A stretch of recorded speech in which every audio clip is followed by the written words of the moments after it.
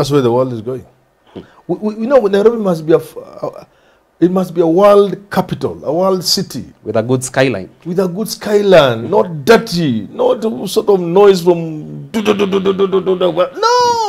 People have wanted to do these things. When they come, they are told, forget about those big ideas. They go away. Look here. The beauty of the world today, you don't even need money to do anything. You know, we are poor by design, even me and you. Because today, you don't need money to do anything. All you need are ideas. And we have the idea. Yeah. So ideas are what are required, not money. The world has changed. Any good idea will be financed.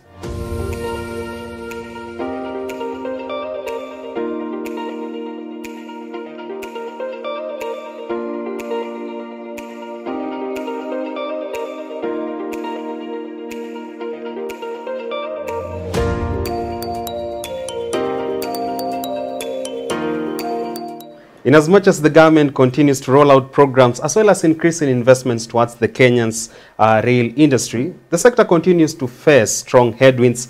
And as a country, how best can we address this situation today, if not yesterday? Well, of course, that makes, or rather forms the basis of our conversation today here on another classical edition of Business Glide, a show that we hope in the fullness of time will have an impact on the future of Kenya's economy. And as always, my name is Richard Mwenja, yours truly, your resident host here on the channel. And right about now, it is my singular honor to introduce our resident public scholar as well as political analyst who helps us dissect into these conversations as well as giving us recommendations on how best as a country we can go around these particular challenges that we are facing. The first of his name, Herman Manyora. How are you doing today, sir? Fine, Richard. You quite well? Oh, well, as you can see. All right. Today we talk matters economy and particularly matters to do with investment in rail transport in this country. As at now, it's actually exactly 6 years since the inception of the standard gauge railway. Of course, the Kenyan government has tried to ramp up its investment in there through a number of programs, rehabilitating some of Kenya's rail networks and a number of those that we'll actually deal with in this particular edition. But let's start from here. We've seen SGR come on board and a number of other PPPs, that is public-private partnerships. For this particular case of SGR, a number of Kenyans and taxpayers are saying that it's high time we reconsider some of our investment in the rail industry. From where you stand as your footnote, do you think actually standard gauge railway was one of those overpriced infrastructural projects? Of course, I think everybody knows that the cost of SGR was grossly exaggerated and Forget the cost element now. Do you think that it was something that we really need with utmost urgency at the time 6 years ago? Of course, you need rail transport in a country. You need road transport. You need air transport. You need water transport if you can. So a good rail line or rail system it's a wonderful idea. If you are talking about matters to do with it being overpriced and being such a huge expenditure at it, don't you think we should probably now consider into the future, if we are going to invest into the rail transport, it shouldn't be money from what we've acquired as debt from our external partners? You know, this is a heavy capital expenditure. The government is unlikely to have that kind of money. So there are only two options, I think. One is borrowing. Second one is public partner, what are PPPs. Yeah, there's got to be no other way. Government can't. It's very difficult. I know Tanzania did it. But it will be a very difficult thing to expand your rail network to a point where you can say we have almost enough. I see. You may not have that kind of money as a country. All right. Yes. Before we actually get to the case of interlinking Tanzania's case with Kenya in this particular context, let's talk about matters to do with community engagement before a government launches a project or invests in one. We've seen there are cases with regards to repayment for those who had been disbursed to make way for the SGR. We've seen also not the entire Kenyan workforce or rather taxpayers embrace the SGR project. Going to the future, because you're going to go to a point whereby you want SGR to extend to Kitale, to Kisumu and thereabout. Don't you think that there is a wiggle room for us to now reconsider how we negotiate with our local communities so that they also not only embrace the project, but also the workers who will be mandated with implementing it?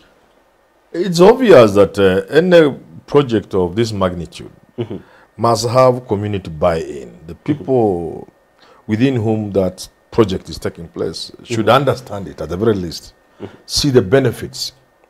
And they must also have tangibles in terms of benefits. and they should be able to support it. We saw the problem with Masai, the oil from Turkana when the community becomes wild about a project. We saw in Kericho when residents said I think in Nakuru Kericho highway was not going to pass there unless they recruited their children. But usually these are things we can actually solve. So involving the community is not a big thing. Yet the reason why most times things are done underhand, in blue corners, in dark corners, is because that's the way people can eat. That's the way people can eat? Yes. Now, does that perhaps explain why the local procurement plan and local employment plan that should be attached with such investment was not that much honored for the case of SGR? Yes.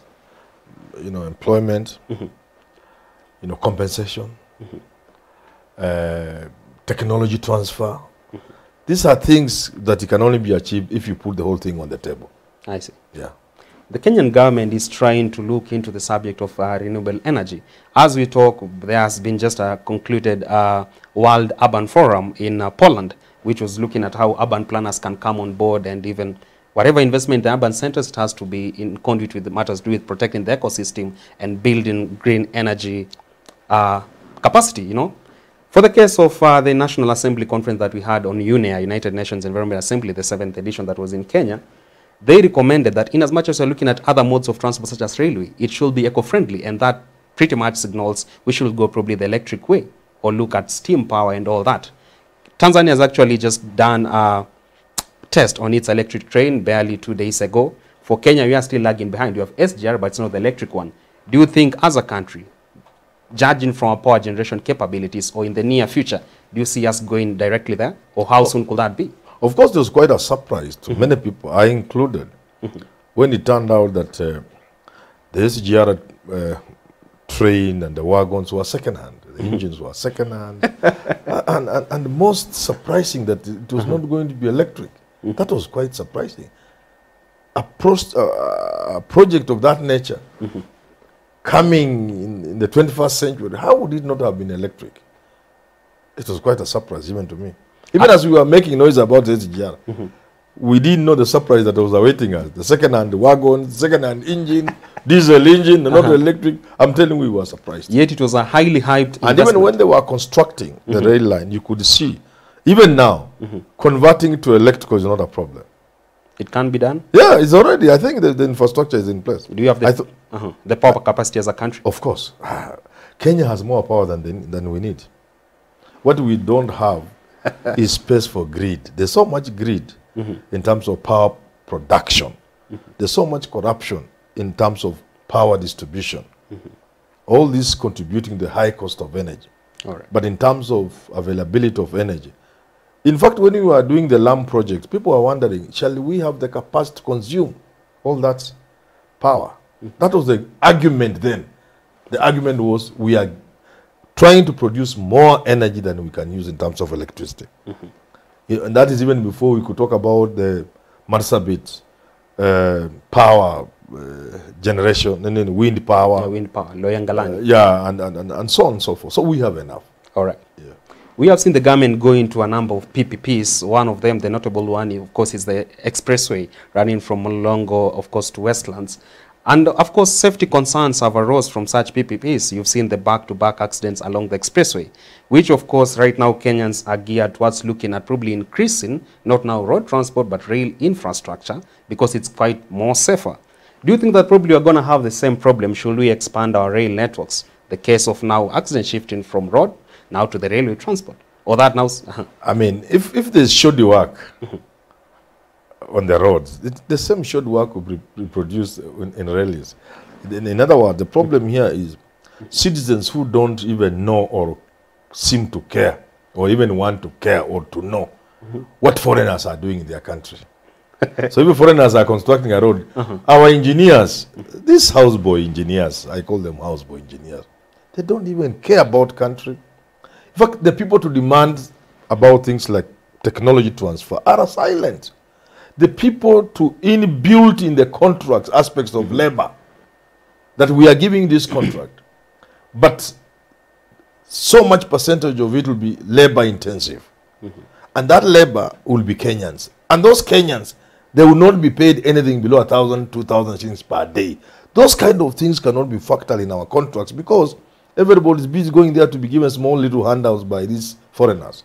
So to answer your question, if there is a mess on the express highway and on our roads in terms of engineering, look at Ngong Road. Look at the engineering on Ngong Road. It's crazy. Where were our engineers when these roads were being done?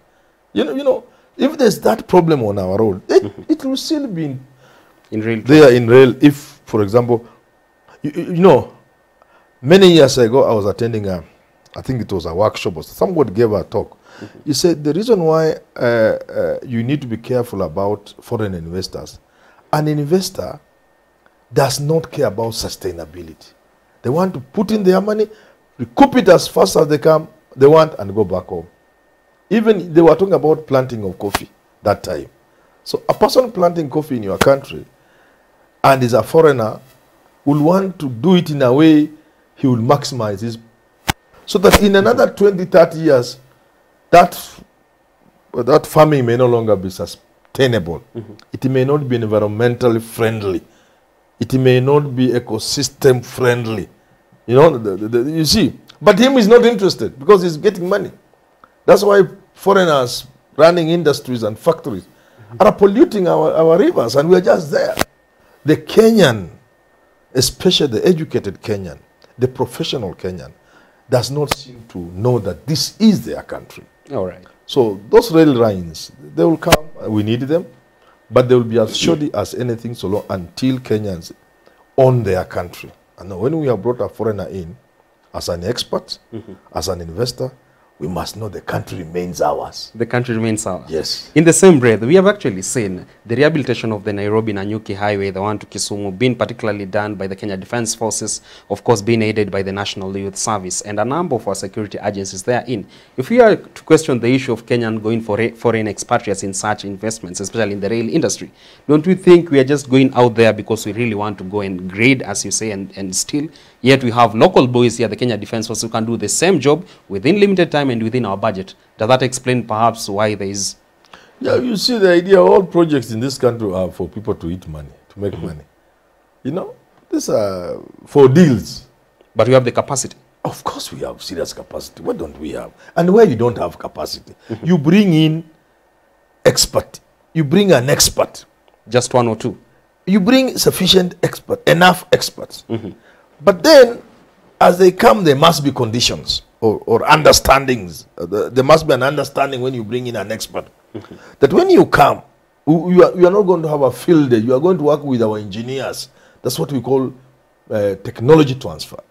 So that at the end of this project, our engineers must have understood this job to a certain percentage, and they're able to do certain aspects, percentage of that job on their own. You get it? If we had been doing like that, even these things the Chinese are doing now, we'll be doing them ourselves. But the way we are doing now, even in another 100 years, the Chinese will still be building small little things in this country. All right. Yeah. Actually, very recently, we saw a center that is in charge of the Asian heritage in Kenya made a report and said there has been no ever recorded case of the high numbers of death than the one experienced when the Asians were constructing the Kenya Railway, of course, that ended, go to Kisumu by 1906 and that. Do you think the Asians who've actually seen the railway line, the rail sector at large, die midway and now it's trying to be revamped, do you think they are somewhat proud of what they did? Or right now, even we are trying to make baby steps to revitalize it, they're still probably looking at it going to the headwinds in the near future? By the time the rail line got to Kisumu in 1901, so much had happened. You know, the conditions were difficult. They had to go through Zavo, the man-eaters of Zavo, the lions. Who, you know, these are people who, you know, the problem with human beings. They brought desperate Indians. Those are not just, they were called coolies. Guys who were sleeping on the streets, had no home, had nothing. You put them on a ship and bring them to Kenya to build the rail. A lot of them were eaten by, not a lot of them, but some were eaten. But it was a difficult job. But the job had to be done. It was done. Today, the conditions are much, much better. But yet we are not doing the job half as well as those ones did. Majority of them have reached directly to me and say they are skeptical in as much as the government is trying to step up efforts to revitalize the rail industry. They are saying probably 20 years to come, it will be the same case of history repeating itself. The rail will collapse midway. Do you support that argument? I don't want to support it. I know it could be true, but I don't want it to happen like that. I pray it doesn't. I think we must have, we must be learning. It can't be that all these things are happening and we are learning nothing. So, you know, we have to put into consideration that we have a country, we have children, we have grandchildren. All right. So I don't think we will repeat these mistakes.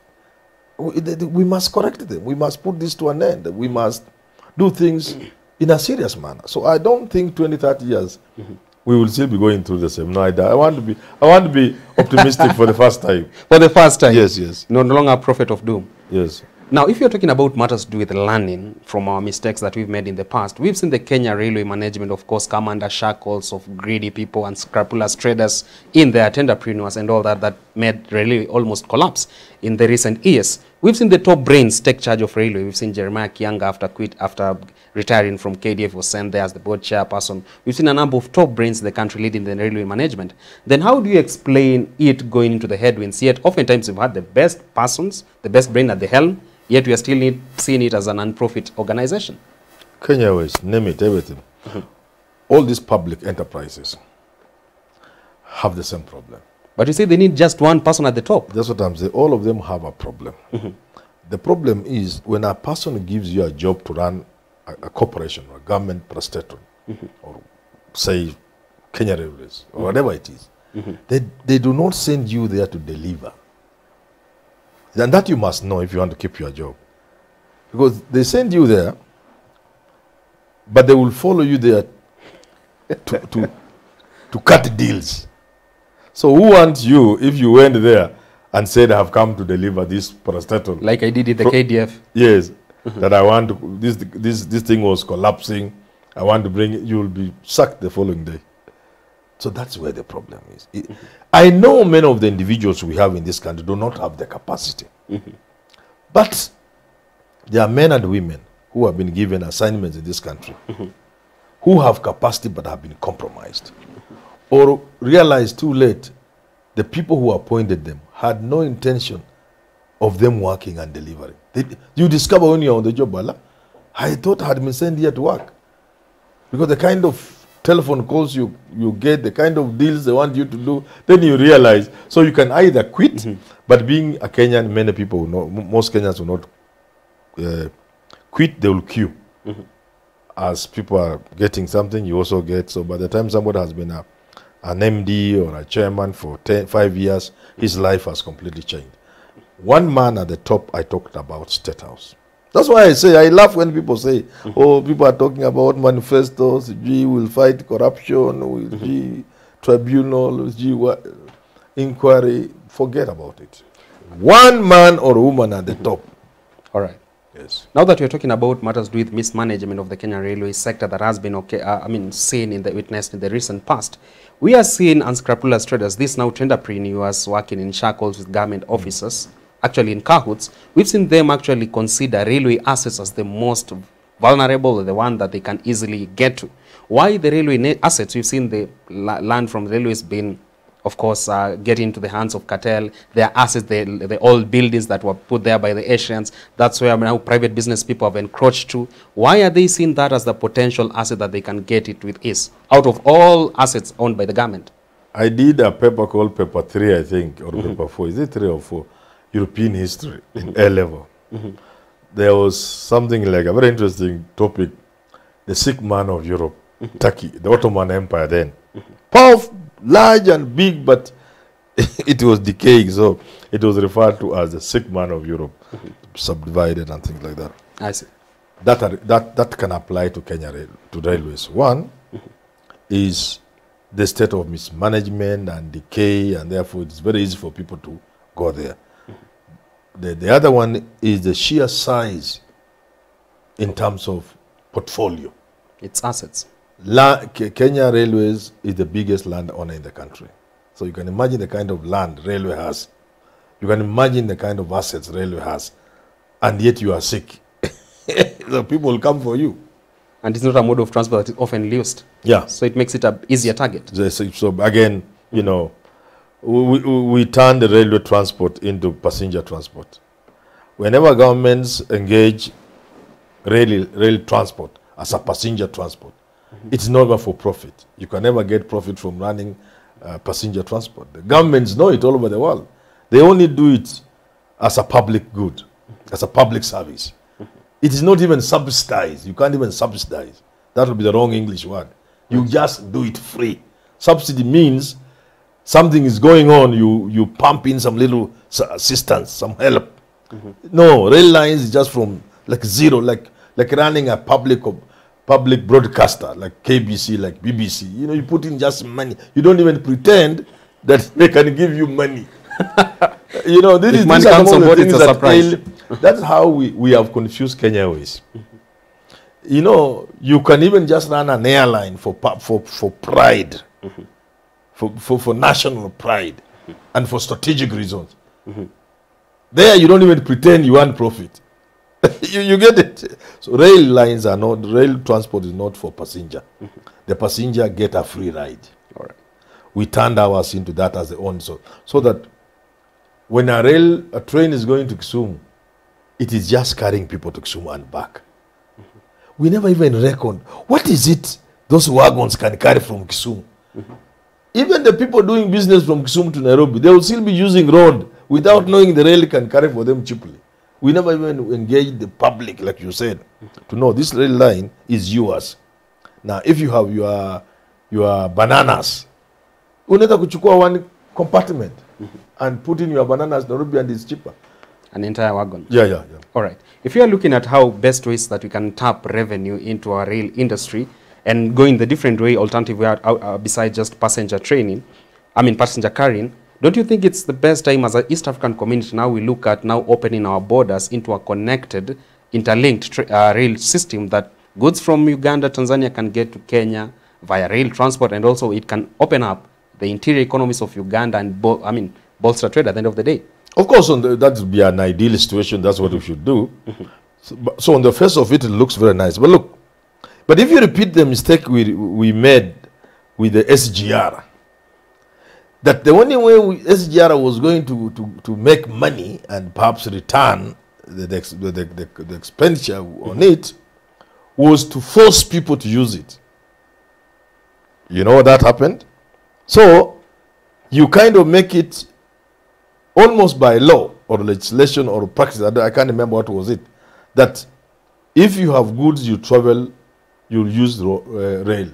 Then transporters are saying, why it is 3 times more expensive than using road, and why are you forcing us? There was that problem. So even if you moved into the East African region, which will be a good idea, and then you say no trucks will go to Uganda or Tanzania, they must use the rail. Again, you lose. Back to where you started. In other words, the people involved, the users, the community, the people affected must all buy into the idea. So that as you expand into the East African region, there must be people along the line who know how they can benefit. You get it? Yeah. Even our rail line, even SGR, when we were making, we just looked at Naivasha, then looked at Mombasa. In between, we never thought that something useful could happen. All right. Even if you extend it to Kisumu, and there's no idea of what is being brought from Kisumu, what is being taken to Kisumu, what's coming from Kisumu, in between, how can ordinary men and women make use of this rail while making it possible for the rail operators to also generate money from these people as they also gain?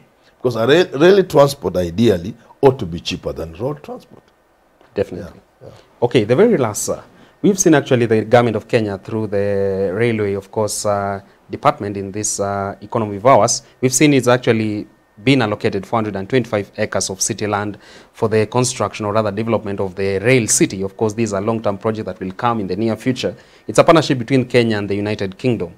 That this will actually see the revitalizing of urban transport in the country and, of course, development of housing. It's a railway line, yes, but it comes with other parts such as housing development, trade, and all that. Do you think now this is a step towards the right direction for the Kenyan rail industry? That's where the world is going.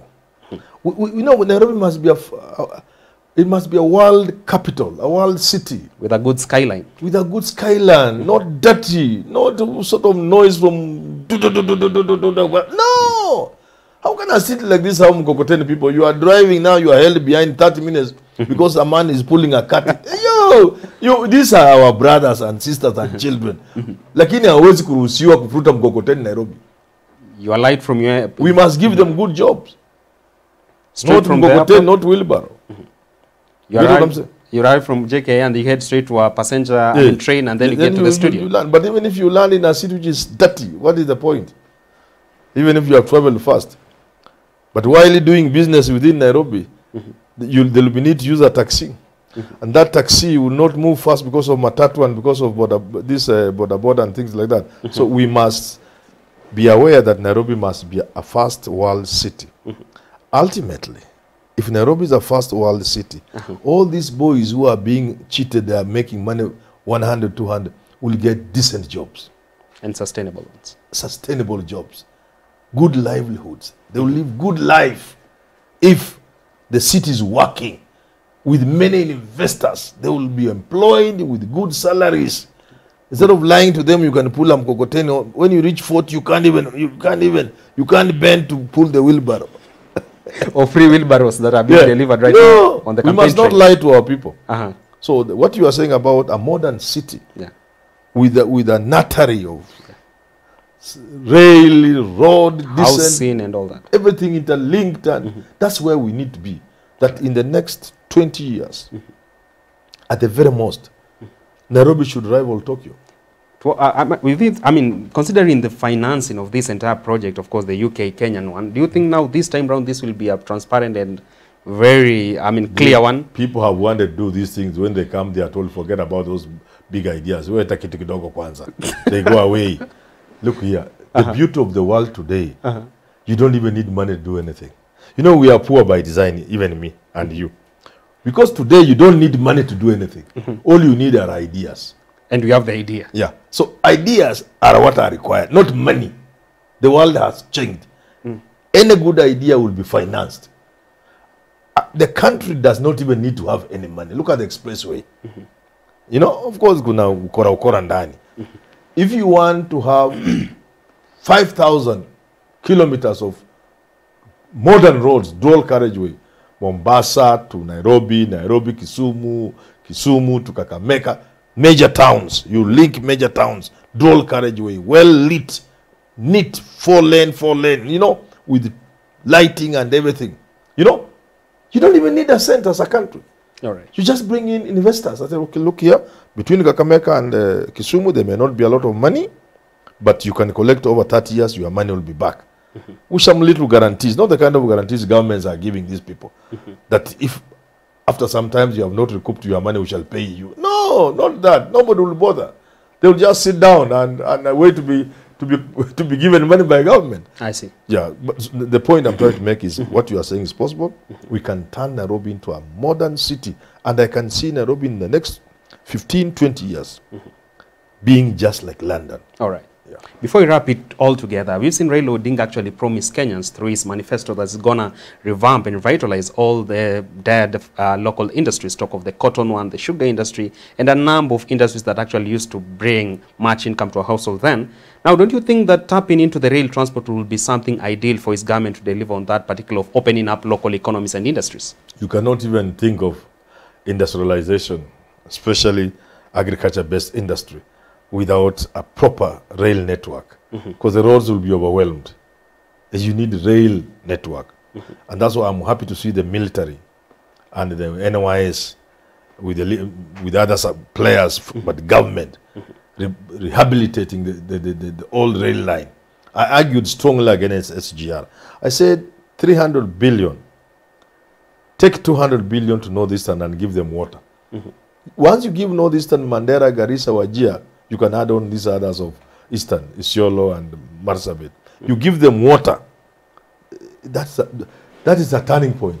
And with the remaining 100 billion, you can rehabilitate the old rail lines and add others, because the whole world was going SGR. So they don't need the meter gauge railways. meter gauge railways. They don't need the engines that are meter gauge. They don't need the wagons. You'll get them for us home. Some are even looking for where to throw them because disposal is also an issue. So all you need is organized transport from those countries that are moving from meter gauge to standard gauge. And with 100 billion or so, you are good to go. And you have given the whole of northeastern water. That was my thinking then. But now that we have this SGR with us, let's live with it. No, let's make use of it. Not even live with it. Let's make use of it. Let us extend it to Kisumu. Let it also go through Eldoret to Malava, and so on and so forth. All right. Well, that takes us to the wrap of this conversation on matters rail industry and what the Kenyan government can do to revamp and revitalize it in the fullness of time and actually in the near future. Sooner than soon. And of course, a clarion call for our members of parliament, those from Kenya Kwanza side, the Azimio side, who are always watching our edition of Business Glide, probably tap into, of course, the knowledge of Herman Manyora in regards to now how they can boost up their rail industry under their respective governments, should they clinch to power in the near future. And of course, time now for our fan of the week, who is none other than Walter Orata, watching us from Washington. From Washington, Washington Orata. Very poetic. Thank you, Washington Orata from Washington. Thank you for being part of the family. Well, until next time, my name is Richard Mwenja. Up next on your screen is the Business Glide African Proverb of the Day.